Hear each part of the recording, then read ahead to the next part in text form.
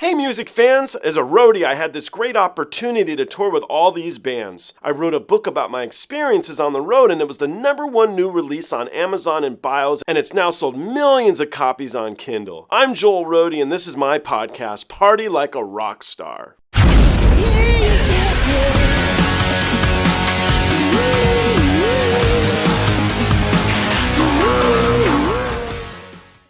Have we heard of a young lady by the name of Diana Ankudinova?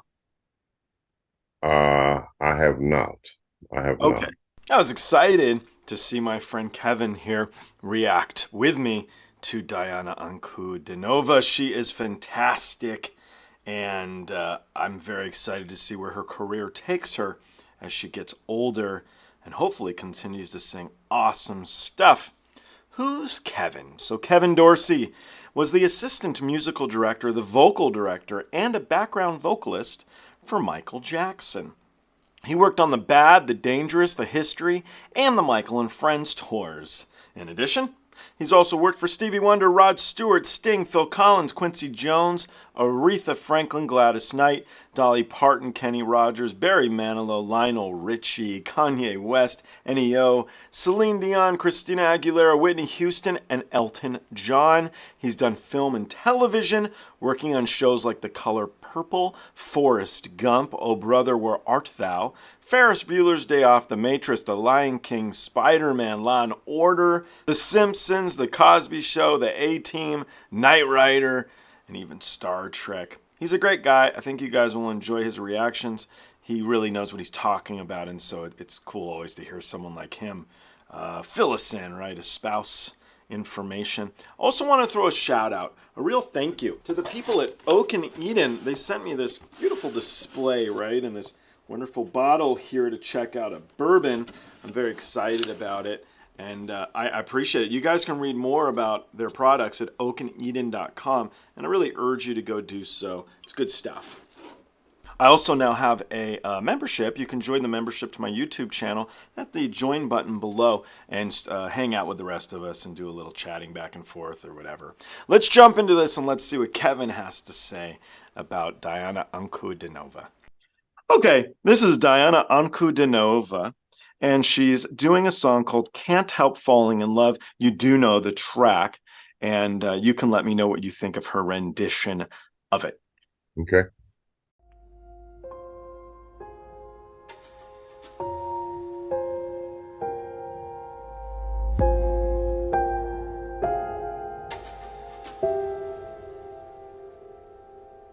Wise men say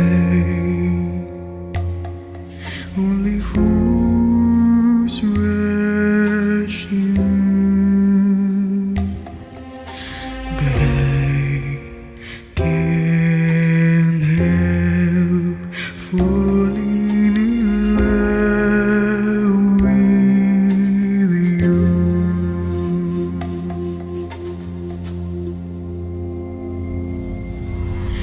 Wise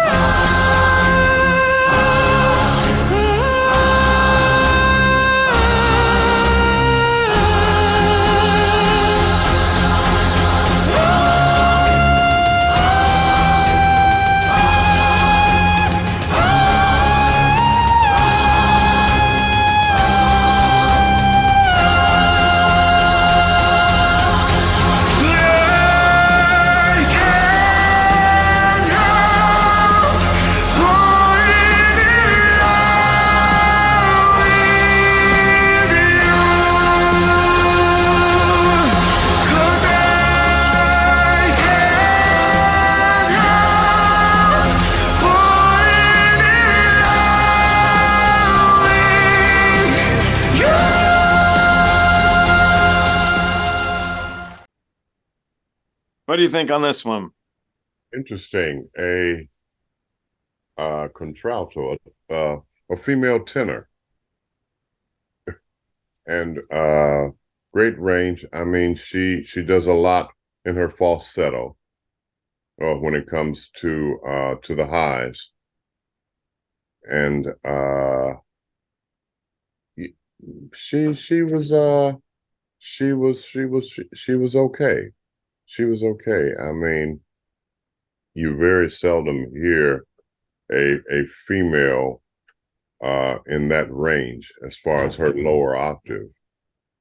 And but once again, I will give her uh, much justice on that, and her control that she has in her falsetto on the high end of her range.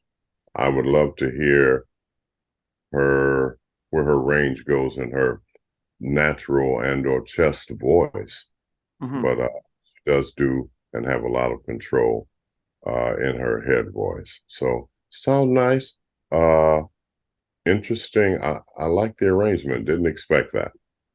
Cool. Yeah, I like the arrangement. I thought it was unique. And again, when she starts singing, you're like, oh, it kind of throws you back. Yeah. Mm-hmm. So in an effort to get to know you a little bit better, I had a question I would ask every guest when I was doing a lot more interviews.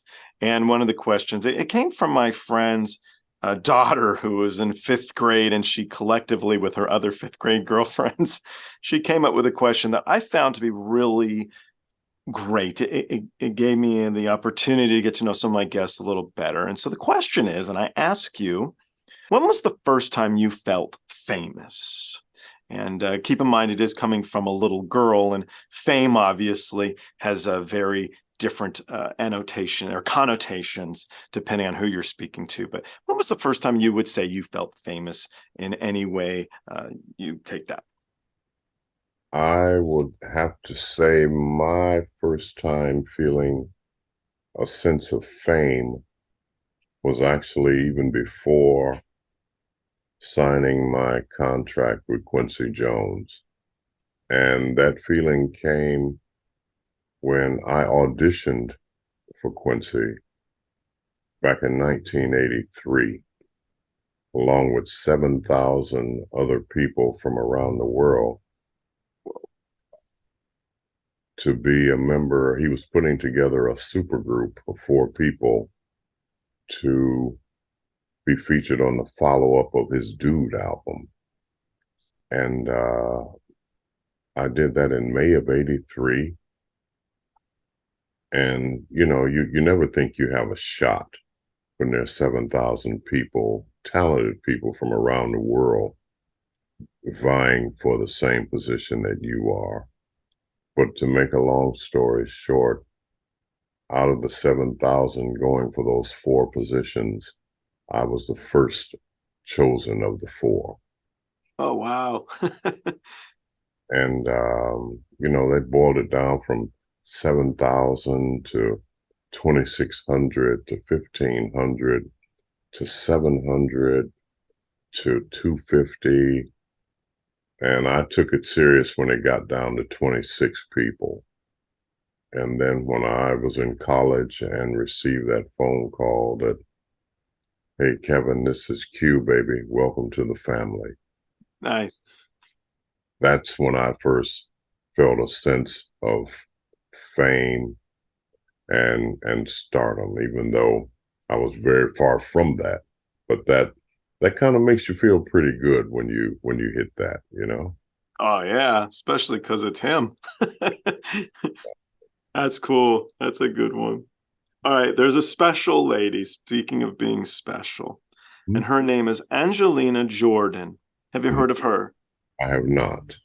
All right, so I want to play you one more here, and I know you'll like it. It's very good. Okay.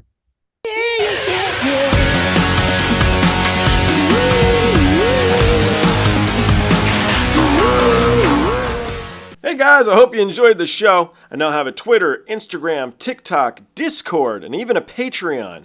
The Patreon you can join for as little as $1. The handle on all of them, it's of course, Joel Rohde. I'll see you guys on the next one.